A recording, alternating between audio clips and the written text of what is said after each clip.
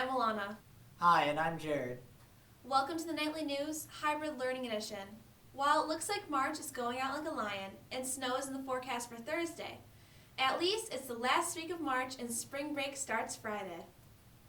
Well, after 395 days, students will be back at RFA full-time starting Monday, April 12th. Wow, what a long, windy road it has been. See you all there. In our Cooking with Colonel segment, RFA J. Rotzi's Colonel Tracy will be making Easter meat pie. Hi, it's Cooking with Colonel. One of the things I do in lunch with my lunch partners, Mrs. Ciotti and Mrs. We're not ready there yet. Akivisi, is we talk about food. And I don't know, what came up the other day was Easter meat pie. So I looked up a recipe. I'm going to make it. I purchased a couple things I have never purchased in my life. Prosciutto or prosciutto, maybe. Again, I'm not Italian, so please. Genoa salami. I also had some ham. I've had ham before.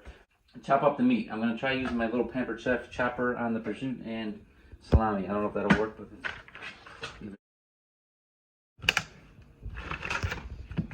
nope. I don't think that's gonna work. All right. Well, guess what? I'll figure that out later, and we'll come back and show you when the meat's chopped, and we'll talk to you later. Bye. Okay, so I got the meat chopped. I never explained. So a pound of ham, half pound of the prosciutto, and a quarter pound of the salami. Chopped up using this little handy dandy blade from Alaska that my older brother sent me at some point. I don't know. Watch your fingers. Alright, so the next step is ricotta. So 32 ounces of that. Don't worry, I peeled the plastic previously. It's not unsealed. Just trying to cut down. What else did I say? Oh, 6 eggs.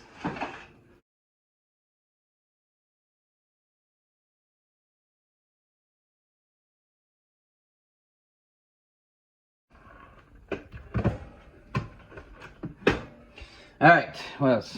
So then I said to mix in the meat. I'm gonna do that by hand. I also have some mozzarella. I didn't shred it myself. I was lazy this time. 8 ounces of mozzarella. So throw some of that in.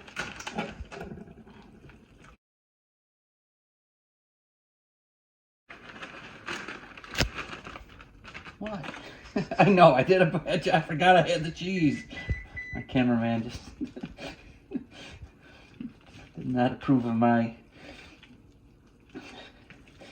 adding of the mozzarella. Oh, next, throw that out of the way. So next, it's going to go into 2 pie crusts. The recipe called for, see, Cooking with Colonel, we make changes. It called for 4 pie crusts. I guess you're supposed to cover it, but I don't know. I don't think I want that much pie crust. Oh, this is heavy. Oh, sounds like FedEx or UPS or somebody's in the neighborhood, so endangered. Alright, so these are going to go in the oven. I have no idea. I'll have to double check the computer. You ready to once you put in the oven? Put that pan in there. They will fit on there. Here we go.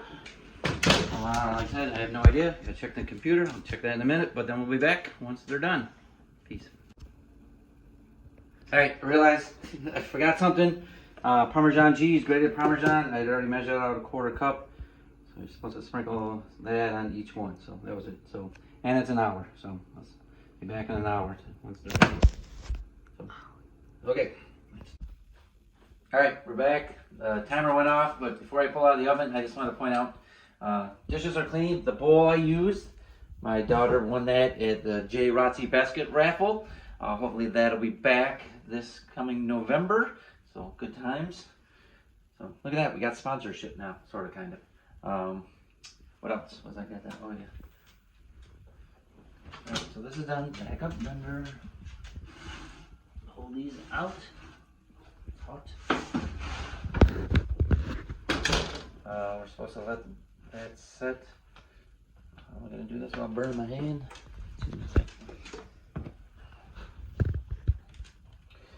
It's on a cooling rack over here. And with that, happy Easter. It's about a week early. It's Passover, close enough. I don't know when this will be on the nightly news, but anyway, How do you catch the Easter Bunny? Hide in the bushes and make a noise like a carrot. Alright, we'll see ya. Thank you, Colonel. That looks like a dish any bunny would enjoy. You'll have to do a lot of exercise to work that off.